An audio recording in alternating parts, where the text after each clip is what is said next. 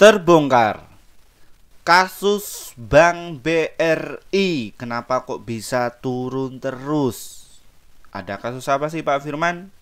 Saya sarankan untuk hold aja. Kita akan ungkap ya fenomena hari ini. Banyak influencer, banyak youtuber atau media massa yang bikin kita itu ketakutan mengenai kasusnya saham BBRI itu kenapa. Dan kenapa sih Pak Firman kok bisa turun terus? Katanya seperti ini. Sebenarnya tuh ada maksud apa? Dan kenapa kok Pak Firman itu kok menyarankan untuk hold aja atau bahkan untuk diserok kembali? Dan bagaimana strateginya? Kira-kira kapan sih saham BBRI itu terbang? Nah, ini saya akan ungkap ya untuk kalian yang mungkin masuk di saham BBRI ya. Yang mungkin masuknya itu bukan 1 juta atau 2 juta atau bahkan bukan ratusan juta, tapi saya ini masuk miliaran Pak Firman ya. Mohon maaf Bapak Ibu, kita akan ungkap ya kenapa kok hal itu terjadi. Ini itu ada maksud apa sih ya. Nah, kita dapatkan sumber informasinya itu dari sini ya Bapak Ibu ya. Nah, dari bisnis.com. Ini masih baru ini, ditulis pada hari Selasa kemarin sama Nur Hadi Pratomo dan Thomas Mola. Nasib cuan BlackRock, Vanguard, JP Morgan di saham BBRI. Jadi untuk BlackRock dan Vanguard ini itu adalah aset manajemen dari asing ya, yang masuk di saham BBRI ini. Nah, kita akan ungkap ya, sebenarnya itu yang memanfaatkan momentum tersebut itu siapa? Nah, kira-kira itu bagaimana Pak Firman ya? Jangan di skip ya video kali ini agar kalian itu tidak gagal paham. Namun sebelumnya disclaimer Bapak Ibu, kami tidak menyarankan kalian untuk menjual atau membeli di suatu saham manapun. Jadi keputusan menjual atau membeli ada di tangan kalian masing-masing ya. Jadi seperti itu. Bagi kalian ingin review, silahkan tulis komentar kalian di bawah, nanti kita akan segera mereviewnya. Mohon maaf ya Bapak Ibu, kita baru upload pagi hari ini pada tanggal 15 Januari pukul jam 6 pagi. Kita akan stay untuk kalian ya. Mohon maaf kemarin juga kami belum sempet ya Bapak Ibu, karena ya fisiknya kurang fit. Nah, kita akan bongkar dulu ya saham BBRI itu. Dia turun sejak tanggal 9 September ya. 9 Desember dia turun, namun sebelumnya juga pernah turun lagi ya di harga 6.450, terus turun lagi, habis itu ada inflow ya. Kira-kira itu bagaimana Pak Firman? Nah, jadi seperti ini. Nah, kita akan ungkap bandarnya itu siapa yang memanfaatkan momentum tersebut yang sudah masuk di saham BBRI kalau kita cermati ya. Nah, di sini saya akan ungkap bandarnya. Ya. Ini ada rentang waktu pada tanggal 23 September ya. Terus kasusnya di sini ya juga sama. Sebenarnya satu sisi mereka ini itu adalah rolling ya. Nah, saya akan ungkapkan datanya untuk Bapak Ibu semuanya. Jadi seperti ini cara berpikirnya ya di saham BBRI ini. Nah, di sini ya, siapa sih yang memanfaatkan momentum tersebut? Jadi saham BBRI itu ada apa? Ya, kenapa kok bisa diturunkan ya? Nah, kalau kita lihat ya, saham BBRI itu kemarin ada inflow jumbo ya. Ini yang masuk ini adalah ZP. Ya, ZP itu masuk sekitar 6.300 orang ya, volumenya 670 ya. Mereka masuk mayoritas rata-ratanya di harga 3.800. Nah, Bapak Ibu ini jangan jadikan patokan kalau average ini itu harga rata-rata sepenuhnya. Jadi ini itu adalah sebuah nasabah ya. Jadi sama juga kalau misalkan saya Bapak Ibu itu pakai ZP itu ya rata-ratanya di situ. Ada yang beli di harga 4.000, ada di bawah, ini harganya di sini. ya seperti itu. Nah, terus yang perlu kita curigai apalagi ini? Nah, di sini ya ada SQ, XL, YU, PD, CC, XC dan juga YP. Ya, seperti ini. Nah, alasan kenapa kok saham BBRI kemarin kok diturunkan lagi itu siapa pelakunya Pak Firman ya? Pelakunya siapa lagi? Kalau bukan RX KZTP. Nah, ini perlu dicurigai Bapak Ibu. Ya. RX ini kenapa kok turun? Ya, ini RX ini kok kenapa kok bisa buang barang? Ya kan Bapak Ibu mungkin nggak tahu ya mekanisme cara dagangnya itu kan nggak ngerti.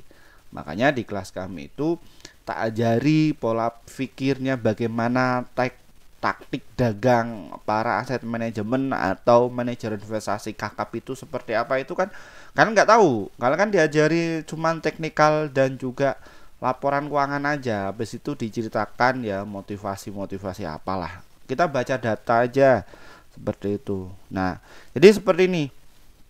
Nah, kemarin itu juga ada peran AK. Ya, AK ini juga buang barang 409.000 lot. Ya. Nah, kira-kira itu siapa sih Pak Firman yang buang barang? Nah, kalau kita cek aja yang panik selling itu siapa? Ya, nah ini ya. Dari beberapa ini. Nah, sorry. Nah, di sini. Ya. Nah, terus ada ZP KK. Jadi mayoritas itu adalah apa? Investor asing yang buang.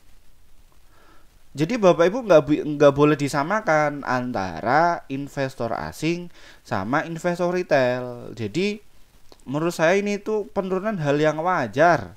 Kenapa? Karena mereka itu kalau masuk itu dananya jumbo. Ya. Sekali hantam itu 100.000 lot seperti itu. Nanti tak bedahkan ya mekanismenya. Nah, kalau kita cermati ya di saat fenomena seperti itu ya karena ada maksud tujuan tertentu. Karena apa? Karena industri pasar modal ini itu adalah industri kapitalis. Nggak peduli Bapak Ibu itu siapa dari mana itu nggak peduli. Pokoknya bagaimana caranya kita itu bisa cuan. Udah titik. Nah, kalau Bapak Ibu dapatkan dari informasi yang nggak jelas, siapa orangnya yang ngomong kayak gitu kan? Nah, jadi seperti ini. Nah, kemarin ya ketika saham BBRI ini turun, itu juga ada yang memanfaatkan momentumnya. Siapa? Ya. Nah, kita bisa cek lagi Bapak Ibu. Kita besarkan ya. Barangkali Bapak Ibu itu pegangnya pakai HP, tapi kalau yang pakai PC kalian akan melihat secara jelas. Nah, di sini kalau kita cermati ya di harga bawah ya di harga 3.800. Siapa sih kira-kira yang masuk Pak Firman? Wow, retailnya pada panik selling. Ya, ini dimanfaatkan sama ZR ya. ZR ini itu adalah tim atau afiliasi. No, masuknya nggak tinggi sekali Bapak Ibu. Nah, ini juga ada partisipan retail ya yang ikut membeli ya. Di sini partisipan retail dan ini YP ini yang masuk ini ya juga banyak. Nah, di sini. Ya. Ini BK ini terus berkontribusi ya untuk mensukseskan saham BBR ini turun ya. Nah, jadi seperti ini dia itu ya pada masuk. Nah, ini ada yang agak apa namanya yang perlu dicurigai lagi. Nah, di sini. Loh. Ini ya, ada ZP terus ZP. Wah, ini dia tuh masuk. Nah, tapi masuknya itu beda sama retail. Ya, beda kalau retail itu ya kayak Pak Firman ya. Mohon maaf agak ketinggian bahasanya. Jadi, cara berpikir seperti ini. Jadi mereka itu ketika ada panik selling, jadi mereka cuma masuk jebret seperti itu. Masuknya itu bukan satu lot atau dua lot. Jadi masuknya ini sekali beli ya hantam ini ya 1.000, terus 9.000 lot, 7.000 lot, 8.000 lot. Wah, uangnya agak tinggi nih. Nah, terus juga ada partisipan retail nih Dede nih ngikut ngapain kamu 20 ya, terus ini masuk ya seperti ini asing aja nih ya, ini foreng. Nah, ini masuk ya kayak gitu. Nah kalau kita lihat transaksi paling jumbo frekuensi di ini itu siapa Pak Firman? Nah apalah ini yang perlu yang sangat menarik ini ada ZP AK ini juga ikut masuk ya. Ini masuknya sejumlah kayak gini. Nih, kalau cuman di channel ini aja kami bongkar kasusnya secara detail. Tapi ya mohon maaf ya Bapak Ibu yang mungkin punya kepentingan di saham BBRI, mohon maaf subscriber kami nggak begitu besar kok, cuman 17.000 orang aja dan mungkin yang nonton ini itu nggak nyampe ratusan ribu. Jadi ya kita nggak kita hanya mencerdaskan hanya beberapa aja, nggak secara global kok ya. Jadi seperti itu. Mohon maaf ya yang punya kepentingan di saham BBR ini. Setidaknya kita juga harus ini ya menyerdaskan orang-orang yang tujuannya investasi di pasar modal. Jadi harapannya apa? Jadi mereka itu ya nggak kabur nanti pindah ke instrumen lain. Nah ini tak lihatkan Bapak Ibu. Ya ini YU ini juga masuk nih, foreign ini asing. Nah, wah CP juga masuk, gila. Ini yang panik selling ini ya XC ini golongan. Nah ini jadi ini PD XC CC PD YU CP AKD ini itu mereka panik selling. Tapi ini dihantam, JP itu nggak mau tahu. Pokoknya mereka itu ngantam. Hantam itu apa Pak Sunam? Maksudnya beli. Ya, ini beli. Wah. Wah, ya, ini beli. Terus ada yang percaya lagi, Pak Firman itu kan RX ini kan jualan Pak Firman. Kenapa?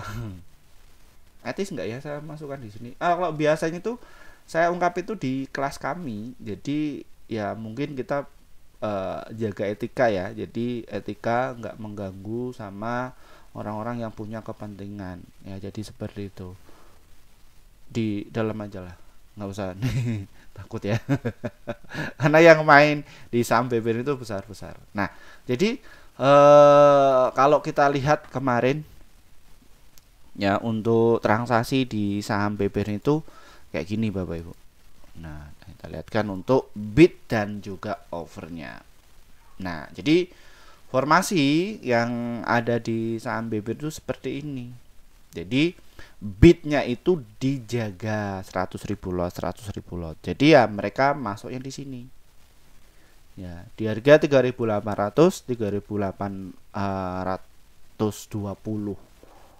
Ya, dan untuk transaksi di saham BBR itu cuma 1,1 triliun aja. Pak itu 1,1 triliun itu besar lupa enggak? Ini standar. Standar buang barang asing itu ya sehari di saham BBRI. Ya.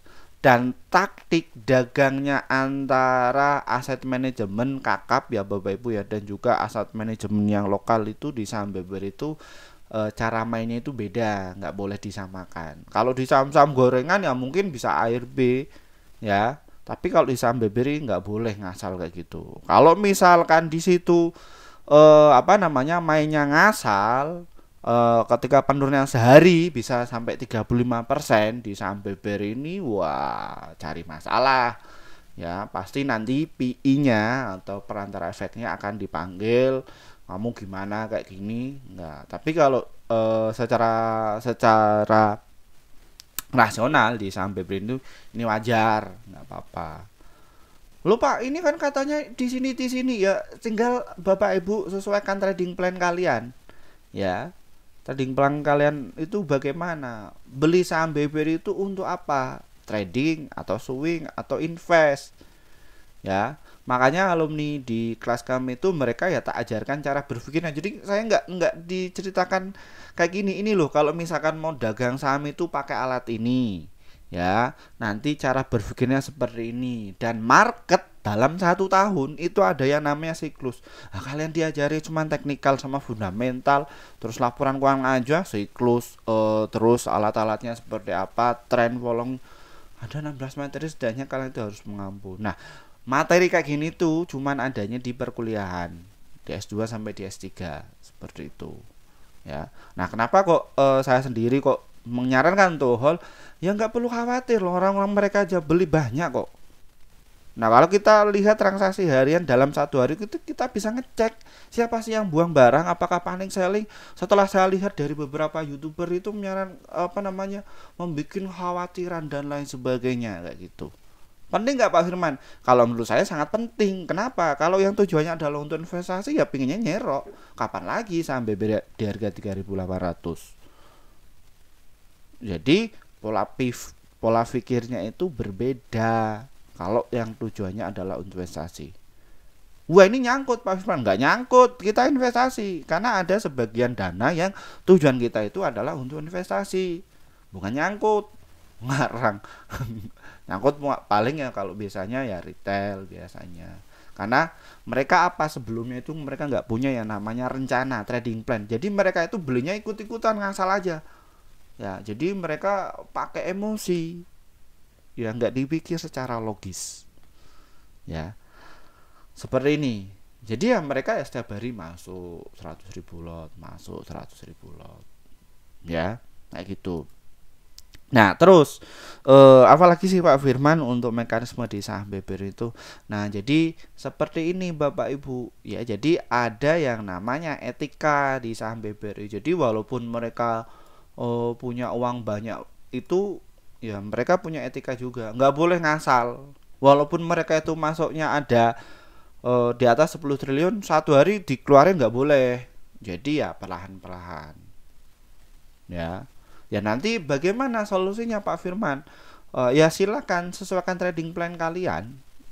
Ya, karena saya sendiri dan juga dari beberapa alumni itu kalau misalkan ada trading tujuan kita adalah untuk day trading atau swing itu semua ada batasan resikonya dan kita itu patuh dengan apa yang sudah kita buat masing-masing.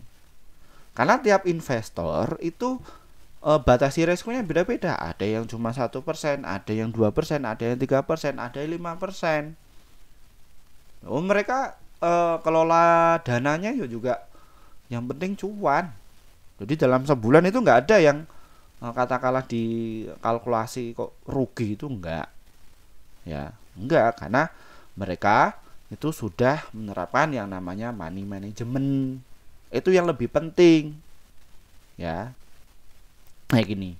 Nah, fenomena di saham beber itu kemarin ya juga sangat signifikan. Tadi ya yang saya lihatkan kayak AKA dan lain sebagainya, mereka itu masuk 529 juta lot. Pak Le itu lu jualan 680. Ini itu secara umum atau secara global di total. Nah, jadi yang buy itu ini tuh nggak satu tim tapi dari beberapa akun sekuritas. Walaupun sekuritasnya itu sama, tapi kan investornya karakternya beda-beda. Dan yang buang itu bukan satu global, satu kesatuan. Dan ini mungkin ya pola pikirnya seperti itu. Makanya kekhawatiran lah Pak Firman ngomong kayak gitu tuh masuk nggak ya masuk. Nyangkut nggak Firman? Ya nggak nyangkut. Ya karena tujuannya adalah untuk investasi. Nah ketika turun ya saya average yang khusus untuk investasi. Kalian nggak usah ikut-ikutan, nggak usah, ya, karena ini saya punya trading plan karena untuk tujuan adalah untuk investasi. Pak lah kalau misalkan yang sudah loss ini 5% atau 10% atau di atas 25% ya hold aja, ngapain di cut loss? Tujuan kalian untuk apa? Ya, untuk investasi kan seperti itu. Terus ada yang bilang lagi Pak saya pakai dana margin ya itu di for sale apa tidak? Di for sale kalau kalian itu pakai yang akun reguler. Kalau pakai akun margin itu yang di for sale cuman bunganya aja, bunganya sebulan itu nanti pihak sekuritas itu menyarankan untuk jatah ya. Kalau misalkan bunganya 0,9 ya mereka cuma ambilnya itu aja. Nanti di for sale senilai itu. Jadi nggak secara itu. Kalau misalkan di for sale kayak gitu ya nggak itulah ya. Dan ini memang untuk edukasi ya. Untuk Bapak Ibu semuanya. Nah, kalau sales ya pinginnya di sell semua karena kalau misalkan Bapak Ibu pada nyangkut ya mereka mau dapatkan penghasilannya dari mana? Ya. Dari Bapak Ibu trading. Ya, jadi ya disuruh untuk jual beli. Nah, makanya ini ya agak tak jaga juga ya, bahasa secara umum ini tuh ya nanti mengganggu kepentingan ya, seperti itu. Tapi ya saya rasa untuk para investor pemula itu nggak bakalan nonton sampai ke 20 menit, paling rata-rata di bawah 20 menit ya, jadi seperti itu. Nah ini prakteknya. Terus kalau kita lihat cermati ya, saham BBR ini tuh turun sejak kapan Pak Firman?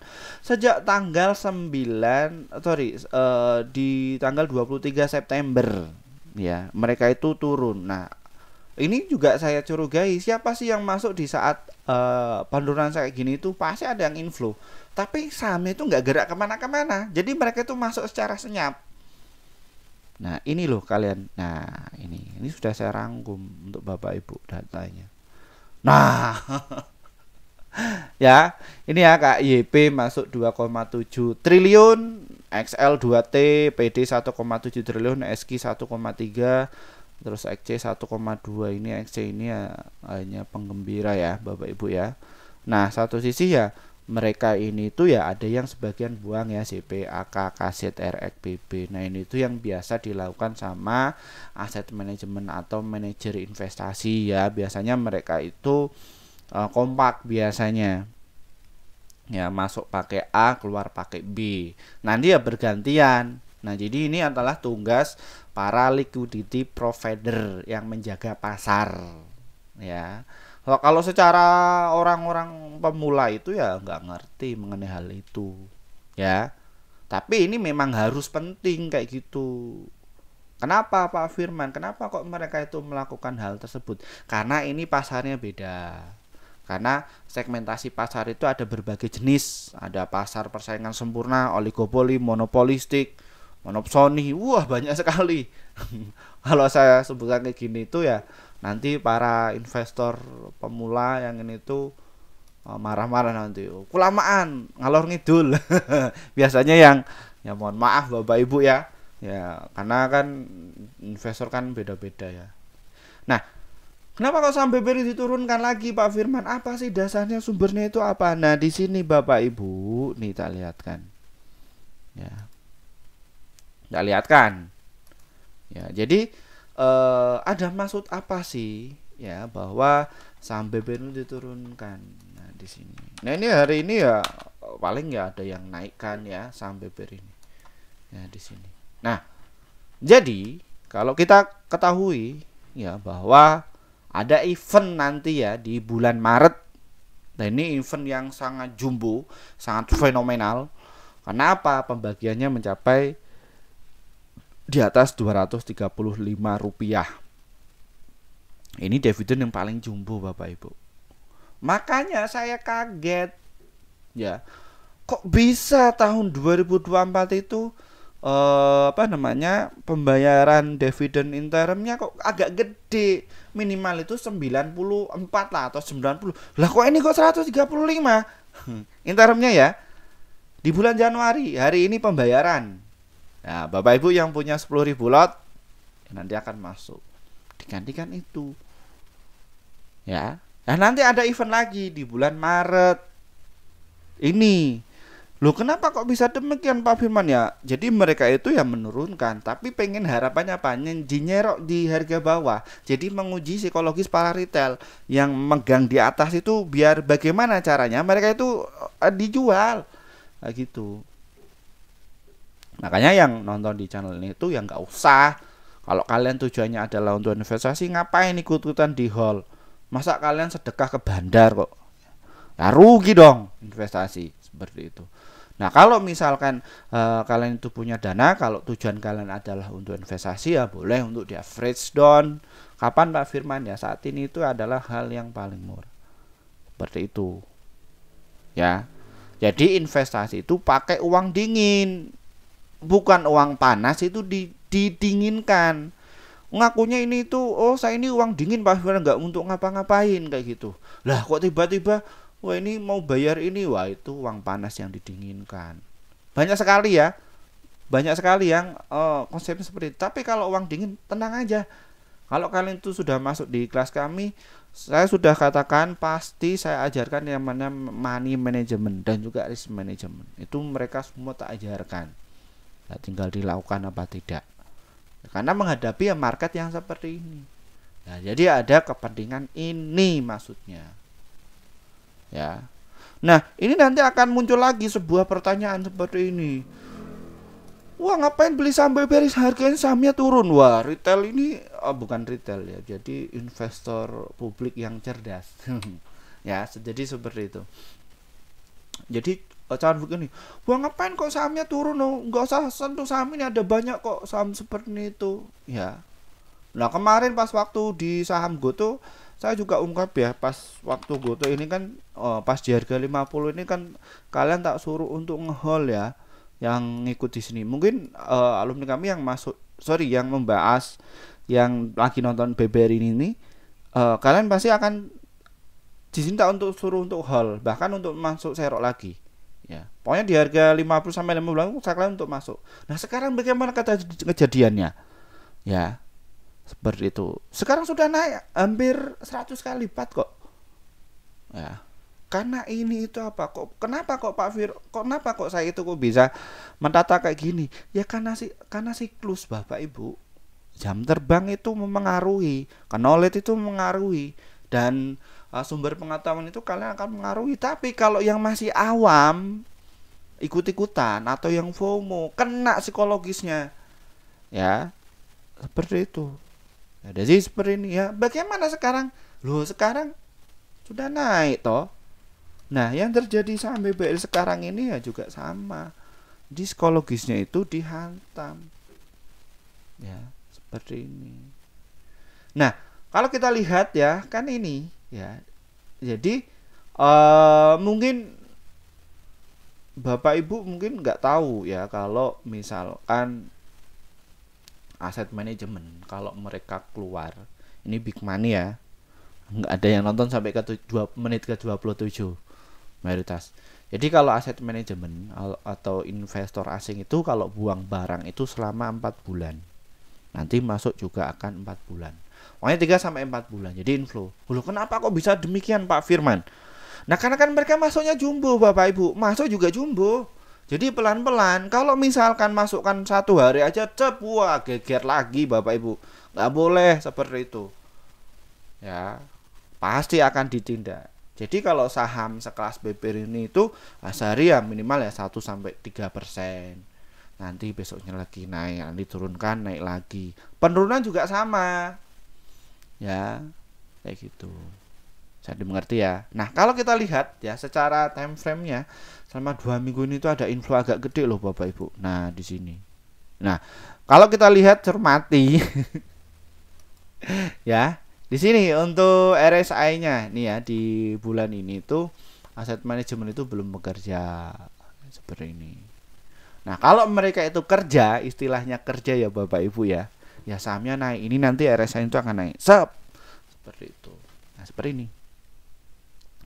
Ini juga ya, dari sini twing maksimal ya, kayak gitu.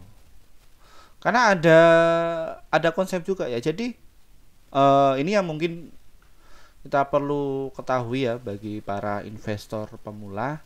Jadi ada ini yang jarang publik tahu ya. Jadi ada harga saham itu naik ke atas, tapi secara kalau Bapak Ibu itu nggak ngerti, jadi investor kakap yang megang di pas waktu IPO itu dia jualan.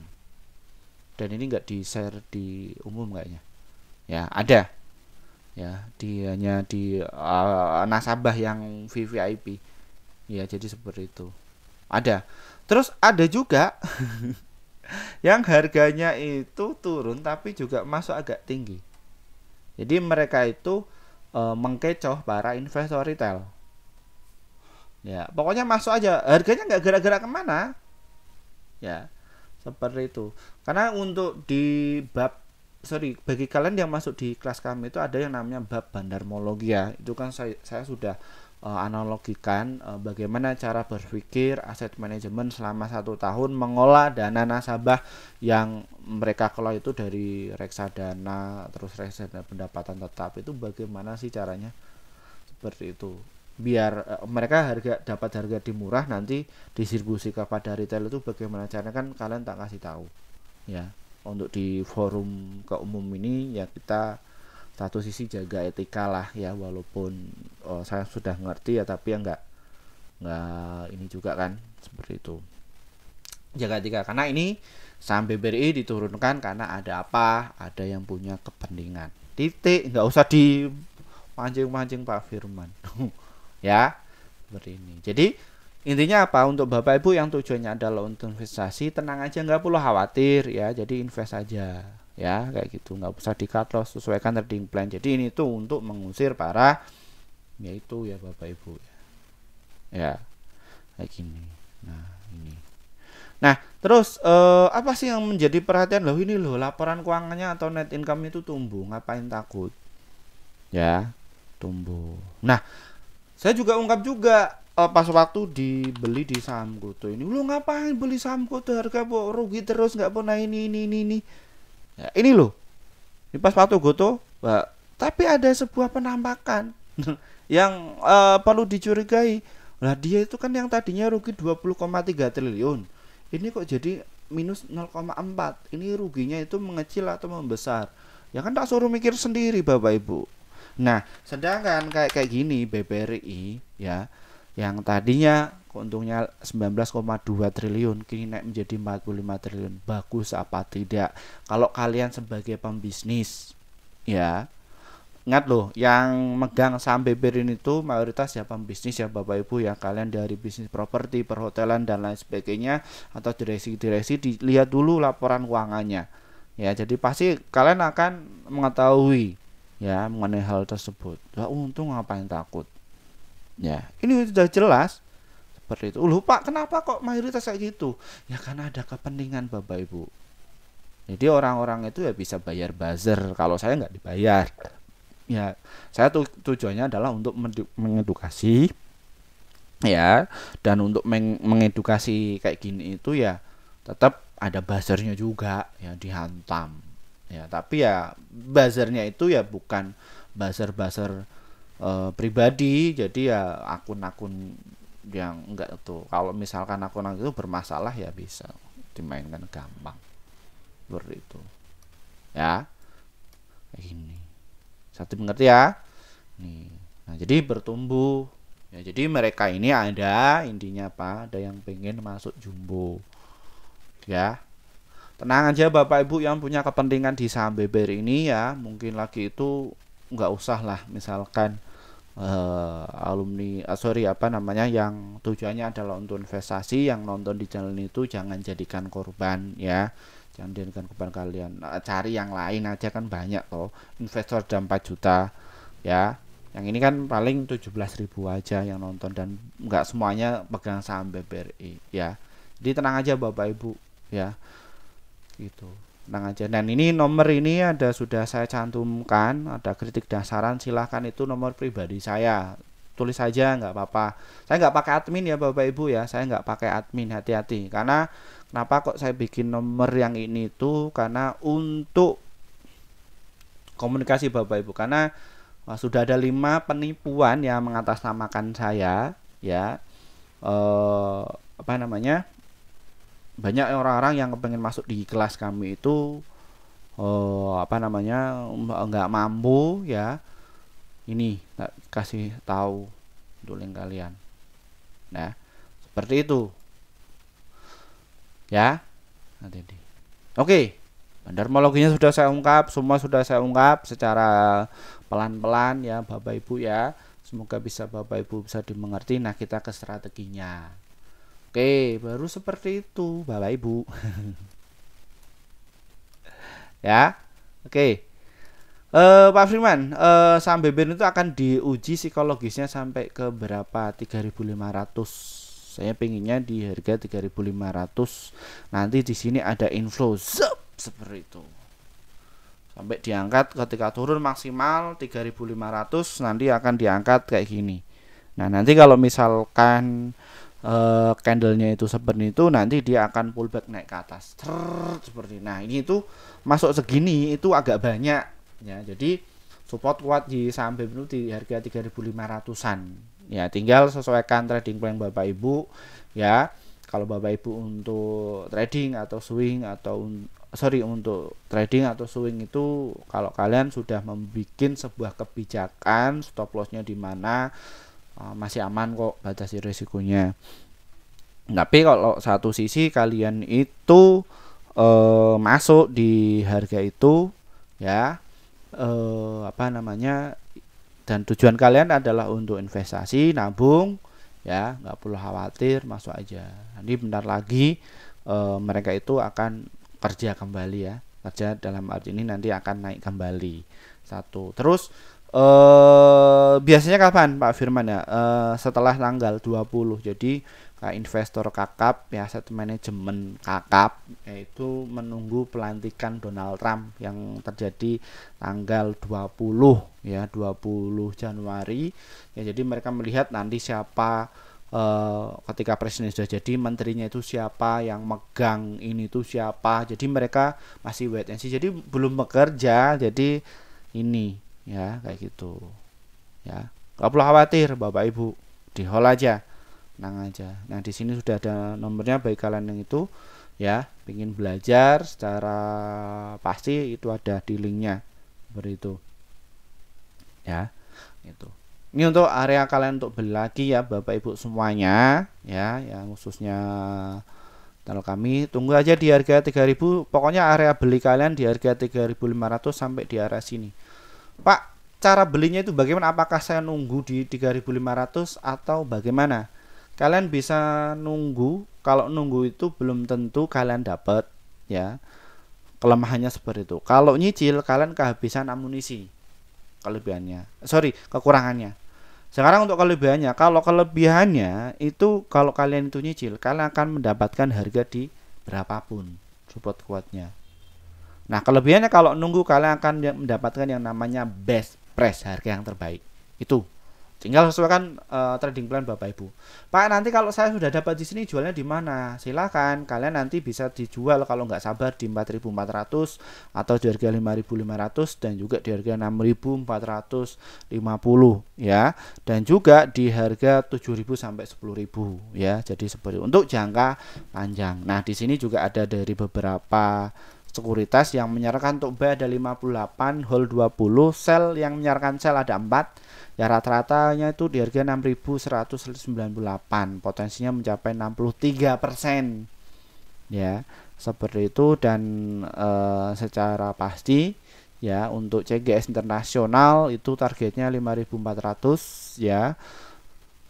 Terus ada BNI, kalian mau ngikuti siapa? JP Morgan di harga 5.000, sekarang di harga 3.000 ya. Ini ya, jadi seperti itu. Jadi mindsetnya antara aset manajemen dan juga investor retail dan juga influencer itu beda. Kalau influencer itu membuat sebuah thumbnail yang menarik, yang dia itu psikologisnya kena, tujuannya seperti itu. Jadi segmentasinya beda-beda. Kalau aset manajemen ya biasanya kerjasama sama mereka ya. Kalau Pak Firman nggak ada ya, nggak ada. Jadi nggak ikut dimanapun, di golongan manapun, saya netral ya. Seperti itu. Terus kalau misalkan ada media massa dulu ya, biar laku ya. Jadi informasi berita itu biar laku. Kalau misalkan nggak up to date seperti itu ya nggak laku ya. Jadi seperti itu. Oke, mungkin itu saja Bapak Ibu, dan mohon maaf kami baru upload ya Bapak Ibu yang sudah ditunggu-tunggu. Mohon maaf, saya tetap di saham juga terus kok ya. Saya di saham ini itu sejak tahun 2016. Jadi siklusnya sudah mengerti ya. Jadi seperti itu. Dan di saham ini itu saya itu bertumbuh ya, kenal dunia investasi pasar modal ini di S1 ya, alhamdulillah jadi S3, dan ini masih ngejar di guru besar di Pak Firman ini ya. Untuk setiap hari juga riset ya, dana penelitian, dan kalau sekali penelitian itu dapatnya berapa ya, kalian bisa lihat di story saya. Seperti itu. Terima kasih Bapak Ibu, semoga bisa cuan secara konsisten ya. Saya Wassalamualaikum warahmatullahi wabarakatuh. Bye bye semuanya.